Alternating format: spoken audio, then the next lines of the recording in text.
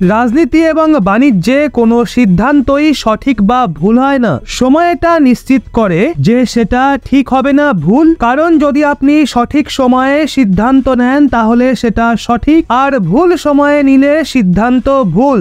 আর আজকের এই খবরটাই বিষয়েরই প্রমাণ। ভারত যদি এই সিদ্ধান্ত আজ থেকে 1.5 বা 2 বছর আগে নিত তাহলে এর থেকে ভুল, এর থেকে খারাপ সিদ্ধান্ত ভারতের জন্য আর কিচ্ছু হতো না। কিন্তু এখন 2024-এর শুরুতে বাজেটের সঙ্গে এই সিদ্ধান্তকে নেওয়া হয়েছে, তো এর থেকে ভালো সিদ্ধান্ত ভারত এবং ভারতের ভবিষ্যতের জন্য এর থেকে ভালো আর কিচ্ছু হতে পারে না। না বুঝতে পারলে চলুন ক্লিয়ার করে দিচ্ছি। তো বন্ধুরা, এর সূত্রপাত হয় আজ থেকে 4-5 বছর আগে। ওই সময় ভারত সরকার সিদ্ধান্ত নিয়েছিল ভারতের ভেতরে মোবাইল ফোনের যে কম্পোনেন্ট থাকে, মোবাইলের যে পার্টস থাকে ছোট বা বড়, সেগুলো ভারতে আনলে এবং ভারতে ইম্পোর্ট করলে ট্যারিফ লাগানো হবে। মানে যদি আপনি ভারতে মোবাইল রিলেটেড যে কোনো পার্টস ইম্পোর্ট করেন অন্য দেশ থেকে, তাহলে আপনাদের সেটার ওপর এক্সট্রা ট্যাক্স দিতে হবে। আর এমনটা কেন করা হয়েছিল? আসলে ওই সময় অনেক চাইনিজ কোম্পানি কি করছিল, তারা তাদের মোবাইল বানাচ্ছিল তো চীনে, কিন্তু সেগুলোকে ভারতে আনার পদ্ধতি ইউনিক ছিল। তারা সেই মোবাইলকে চীনে তৈরি করার পর সেটাকে বিভিন্নভাবে ভাগ করে ভারতে আনতো, আর তারপর ভারতে কিছু ওয়ার্কারদের কাজে লাগিয়ে সেগুলো ভারতে অ্যাসেম্বল করে মেড ইন ইন্ডিয়া বলে বিক্রি করত। এর ফলে তারা ট্যাক্সে ছাড় পেয়ে যেত, কারণ ভারত সরকারের পলিসি ছিল মেক ইন ইন্ডিয়ার ভিত্তিতে ভারতে মোবাইল ফোন বানানোর ওপর আপনাদের অতিরিক্ত ছাড় দেওয়া হবে ট্যাক্সে বা অন্য কিছুতে। আর এটারই লাভ চীনা কোম্পানিগুলো ভালো রকম ভাবে তুলছিল, কিন্তু সেখানে ভারত সরকারের ডবল লস হচ্ছিল। এক তো ট্যাক্সে ছাড় দেওয়া হচ্ছিল, সেখানে লস হচ্ছিল, দ্বিতীয়ত ভারতের ফলে এমপ্লয়মেন্ট জেনারেট হচ্ছিল না, আর ভারতের ভেতরে একটা ম্যানুফ্যাকচারিং এর ইকোসিস্টেম তৈরি হচ্ছিল না। এর জন্য এই নিয়ম আনা হয়, যদি এইভাবে আপনারা মোবাইল ফোন বানান তাহলে আপনাদের অতিরিক্ত ট্যাক্স দিতে হবে। এছাড়া মেড ইন ইন্ডিয়া বা মেক ইন ইন্ডিয়ার ভিত্তিতে দেওয়া ছাড়ও পাবে না। আর এই সিদ্ধান্ত ওই সময় ভারতের জন্য মাস্টার স্ট্রোক প্রমাণিত হয়, কারণ ওই সময় ভারতের ভেতরে মোবাইল ম্যানুফ্যাকচারিং হতো না বললেই চলে। সেখানে এক্সপোর্টের কথা তো ভুলেই যাও, এক্সপোর্ট ছিল প্রায় 0। কিন্তু আজ কিছু বছর পর সিচুয়েশন কেমন হয়েছে?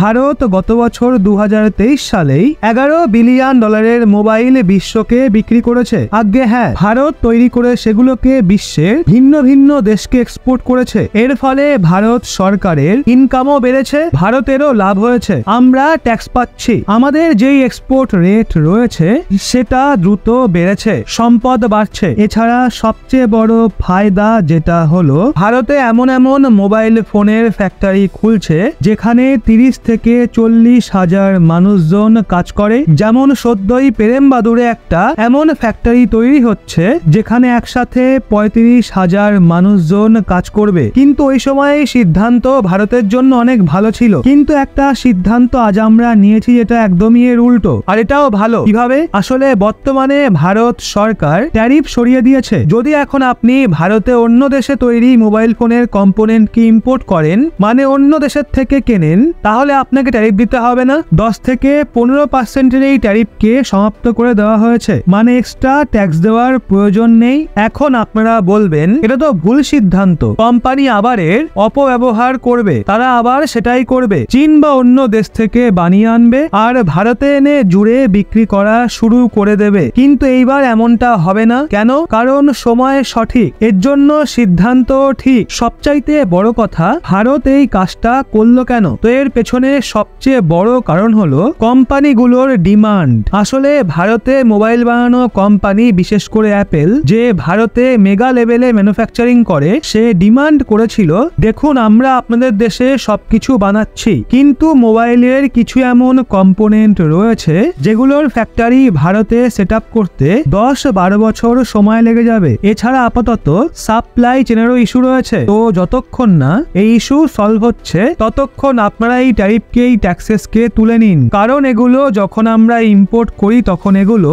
অতিরিক্ত 15% দামি হয়ে যায়, যার জন্য আমাদের মোবাইলগুলো এক্সপেন্সিভ হয়ে যায়, আমাদের কম প্রফিট হয়। এছাড়া আমাদের কম্পিটিশনও খারাপ হয়। অপর এক বড় কথা হলো, অনেক কোম্পানি এমন রয়েছে যারা তারা এখনো অবধি ভারতে আসেনি, কিন্তু আসতে চাইছে। তবে এই বিষয়টা নিয়েই ভয় রয়েছে, আমাদের কিছু জিনিস আপাতত শুরুতে ইম্পোর্ট করতে হবে, কিন্তু ভারতের যেই ট্যারিফ রয়েছে, ট্যাক্সেস রয়েছে, সেগুলো অনেক হাই, সেই জন্য আমাদের কিছু প্রফিট হবে না। তো এই কোম্পানিগুলোকে অ্যাট্রাক্ট করার জন্য আর ভারতে বসে থাকা কোম্পানিগুলোকে স্যাটিসফাই করার জন্য ভারত সরকার ট্যারিফ 15% পর্যন্ত কম করে দিয়েছে। কিন্তু সরকার এই বিষয়টাও জানতো অনেক কোম্পানি এর খারাপ ফায়দা তুলতে পারে, এর জন্য আমরা নির্দিষ্ট কিছু জিনিসের ওপর থেকে ট্যারিফ সরিয়েছি। মোবাইল ফোনের ব্যাটারি, স্মার্টফোনের যে লেন্স হয় সেটা, এছাড়া আরো 2-4টে ছোটখাটো জিনিস রয়েছে, সেগুলোর ওপর থেকে ট্যারিফ সরানো হয়েছে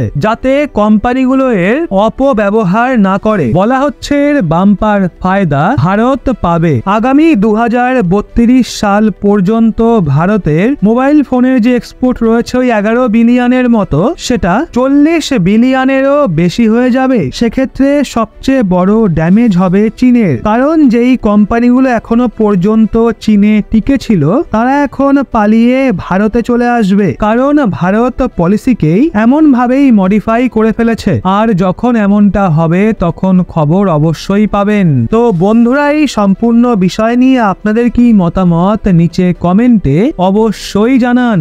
আর এরকমই লেটেস্ট ইনফরমেটিভ ভিডিও পেতে চোখ রাখুন রহস্য বাংলার পর্দায়।